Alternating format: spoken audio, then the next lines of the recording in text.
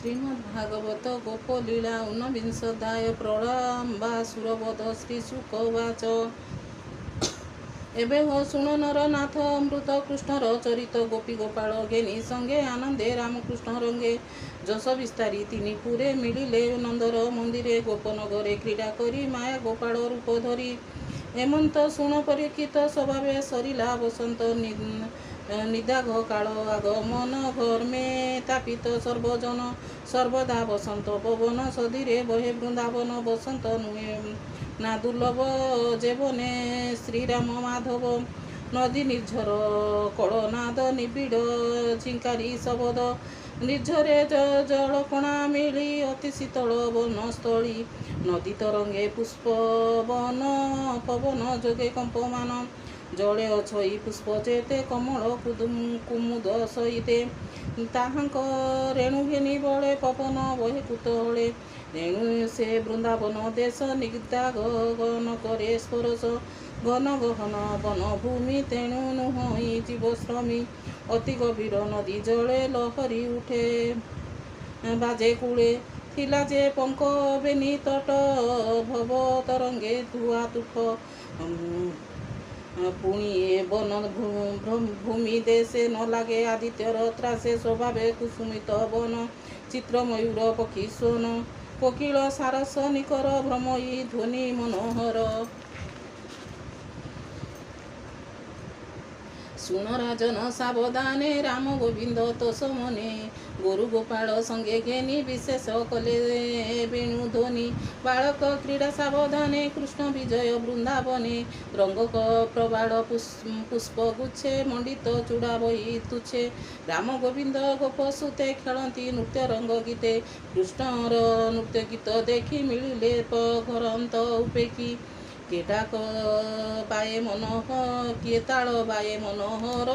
କବିର ଗୀତ ନାଦ ସ୍ୱର ସିଙ୍ଗା ମୁରଲୀ ନାଦେ ପୁରୀ ସାଧୁଏ ଧନ୍ୟ ଧନ୍ୟ କରି ଦେବ ଯେ ଥିଲେ ଶୂନ୍ୟ ପଥେ ମିଳିଲେ କୃଷ୍ଣର ଅଗ୍ରତେ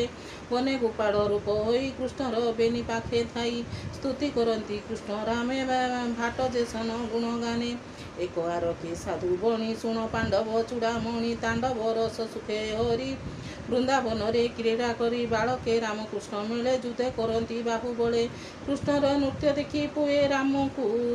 ବେଡ଼ିଲେ ଥୋକାଏ କ୍ଷେମଟା ନାଦ ଗୀତ ଗାଇ କେ ଗାଏ ସିଂହାନାଦ ଭାଇ ତାଳ ମୁରଲୀ ଗାଇ ତୁଲେ ନାଚନ୍ତି ବ୍ରହ୍ମାଣ୍ଡ ତାଳ ମୁରଲୀ ଗାଇ ତୁର ନାଚନ୍ତି ବ୍ରହ୍ମାଣ୍ଡ ଠାକୁର ନୃତ୍ୟର ଅନ୍ତେ ପରଶି କେତ ହିଁ କହନ୍ତି ଆଶସୀ ଦେବେ କରନ୍ତି ନାନା ସ୍ତୁତି ହରସେ ପୁଷ୍ପ ବରସନ୍ତି କୃଷ୍ଣର ସଙ୍ଗେ ନୃତ୍ୟ କରି ବୁଲନ୍ତି ବୃନ୍ଦାବନେ ହରି କେ ବୋଲେ କୁଆରେ ଆରେ ଧରି ଡାକନ୍ତି ବାହାନାଦ କରି କୃଷ୍ଣ ଉଠିଲେ ଉଚ୍ଚ ବୃକ୍ଷେ ଫଳ ତୋଳନ୍ତି ନାନା ଶିଖେ ପୋଇ ଆଣିଲେ ଯେଝା ମତେ ଅମର ଲୋକେ ଯୁଥେ ଯୁଥେ ଏକ ଆରକେ ମରା ମରି ସାକ୍ଷୀ କେ କରାନ୍ତି ମୁରାରୀ କରଚରଣ ଧରି ଛନ୍ଦେ ଯୁଦ୍ଧ କରନ୍ତି ନାନା ବନ୍ଦେ କେ ପଛେ ଚକ୍ଷୁ ଥାଇ ବୁଝି ନାମ ଧରନ୍ତି ମନେ ହେଜି ଲୁଗର ପ୍ରାୟ କେହୁ ଧାଇଁ ପକ୍ଷୀଙ୍କ ପ୍ରାୟ କେ ଉଡ଼ଇ ବେକର ପ୍ରାୟ କେ ବୁଡ଼ନ୍ତି ଚାଲନ୍ତି ଦେଖି ହଂସପତି ବସ୍ତ୍ର ପାଲଟି ବୃକ୍ଷ ଡାଳେ ଦୋଳି କରନ୍ତି କୁତହଳେ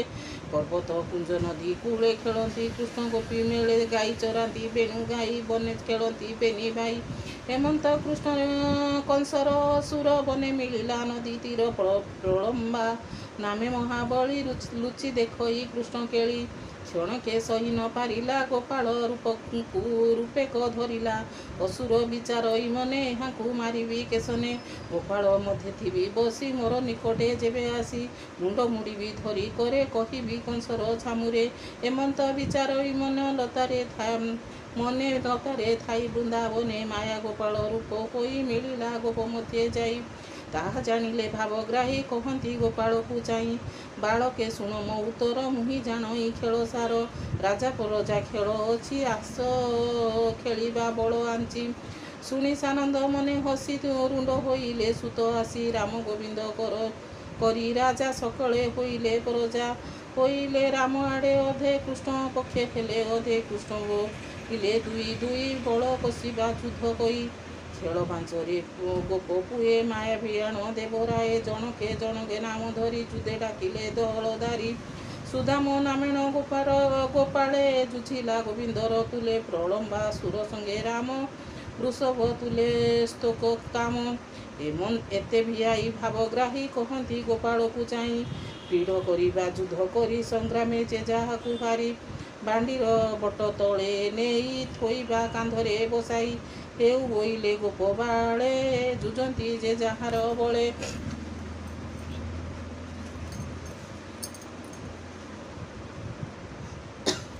ହାରିଲେ ବାନ୍ଧି କରି ନେଇ ଛାଡ଼ନ୍ତି ବଟ ତଳେ ଯାଇ ଏମନ୍ତ ପ୍ରଭୁ ଦଇ ତାରି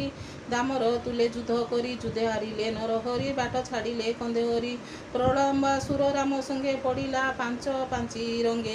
ଯୁଦ୍ଧ କରନ୍ତି ଗୁରୁତର ରାମକୁ ହାରିଲା ଅସୁର ତତ୍କ୍ଷଣେ ବସାଇଲା କନ୍ଦେ ମନେ ବିଚାର ଆନନ୍ଦେ ଏହାକୁ ବଟ ଯାଏ ନେଇ ଘେନି ପଳାଇବି ମୁଇଁ ମୁଣ୍ଡ ମୁଡ଼ିବି ବନେ ପଶି ପୁଣି ମିଳିବି ଏଥି ଆସି କୃଷ୍ଣ ପଡ଼ିବ ଯେତେବେଳେ ତତ୍କ୍ଷଣେ ଘେନି ଅନ୍ତରାଳେ କଂସ ଛାମୁରେ ନେଇ ଦେବୀ ନେଇ ନିଶ୍ଚନ୍ତେ ଭୁଞ୍ଜ ଏବେ ମହି ଏତେ ବିଚାରି ମହାସୁର କନ୍ଧେ ବସାଇ ହଳଧର ବାଣ୍ଡିର ବଟ ଗଲା ଜିଣି ତାହା ଜାଣିଲେ ହଳ ପାଣି କୋଟିଏ ମେରୁ ଜେନେ ଭାର ଚଳି ନ ପାରଇ ଅସୁର ତକ୍ଷଣେ ନିଜ ରୂପ ଧରି ଅସୁର ଗଗନେ ବିହରି ନିର୍ମଳ ମେଘ ଦେହ କାନ୍ତି ରତ୍ନ ବସନ ଝଟକନ୍ତି ସ୍ୱଭାବେ ନାନା ଅଳଙ୍କାର ତେଜେ ବିରାଜଇ ଅସୁର କିୟ ବା ଦେବା ପଟନ୍ତର କାନ୍ଧ ଯାହାର କନ୍ଧେ ଅଳଦର ବିଜୁଳି ଘେନି କଳା ମେଘେ ଜେସନ ଶଶାଙ୍କର ରାଗେ ଗଗନ ବେଗେ ଯାଉଛନ୍ତି ତା ଦେଖି ରାମ ମନେ ପାଞ୍ଚି ଭୁକୁଟି କୁଟିଳ ପ୍ରପଞ୍ଚ ବିକଟ ଦନ୍ତ ତୀକ୍ଷ୍ଣ କାଟ ସୁବର୍ଣ୍ଣ ତେଜ ଦେହେ ଝଳି ବନ ନିରଦେ କି ବିଜୁଳି ତକ୍ଷଣେ ପ୍ରଭୁ ହଳଧର ଜାଣିଲେ ନିଶ୍ଚୟ ଅସୁର ମୁଷ୍ଟିଏ ପ୍ରହାରିଲେ ମୁଣ୍ଡେ ବ୍ରଜ ଜେସନ ଗିରି ଖଣ୍ଡେ ମୁଣ୍ଡ ବୋଇଲା ସତେ ଚୁର ଶବଦ ଗଲା ମହାଗୁର ରୁଧିରେ ବହିଲା ଯେ ମୁଖେ ପଡ଼ିଲା ଗୋବର୍ଦ୍ଧନ ପାଖେ ଦେଖି ଚକିତ ଗୋପ ପୁଏ ସ୍ୱର୍ଗେ ଯେ ଥିଲେ ଦେବତାଏ ସକଳେ ସାଧୁ ସାଧୁ ଭଣି ପୁଷ୍ପ ଛିଞ୍ଚିଲେ ତେବେ ଆଣି ବଳଦେବଙ୍କୁ ଧରି କୋଳେ ଚୁମ୍ବନ ଦିଅନ୍ତି ଗୋପ ବାଳେ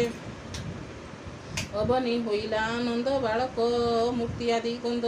ସେ ରାମ ଚରଣେ ବିଶ୍ୱାସ କହଇ ଜଗନ୍ନାଥ ଦାସ ଇତି ଶ୍ରୀମଦ୍ ଭାଗବତେ ମହାପୁରାଣେ ପରମହଂସ ସଂହିତାଏ